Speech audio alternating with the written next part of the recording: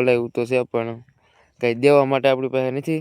માણા કૂતરા કેટલા વફાદાર હોય ને એ હું તમને આજ કહું. તો ખાસ કરીને તો અત્યારે આપણે છે ને ભાઈ પંપ હાઉસ નાઇટની ડ્યુટી છે. હું હામી બારી રહીને અહીંયા બેઠો હતો અને હું આ કૂતરાને ભાળી ગયો અહીં બહાર ઊભું નહીં.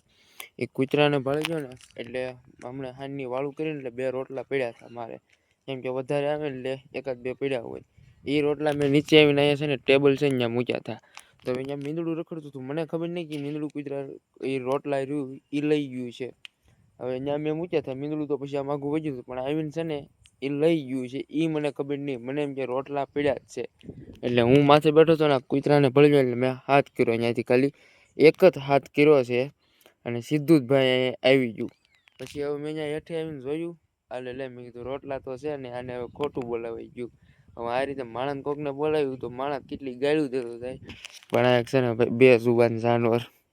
આપણે છે ને શું કહેવાય બોલાવ્યું તો છે પણ કંઈ દેવા માટે આપણી પાસે નથી. પણ કાંઈ વાંધો નહીં. સવારમાં ભાઈ ગામમાં જાઉં ને તો છે ને ભાઈ એના હાટું બિસ્કિટ લઈ આવશું.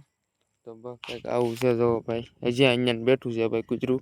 લગભગ 15-20 મિનિટ બેઠું. પછી અહીંયા મેં તાળું ખોલ્યું અંદર વી આવતો. મેં કીધું ભલે વી આવતું પાણી પીવે પણ કાંઈ આવ્યું નહીં. બહારને બહાર બેઠું. જો ભાઈ વી ક્યારે ક્યાંય જાહે તો નહીં અહીંયા જ રહે.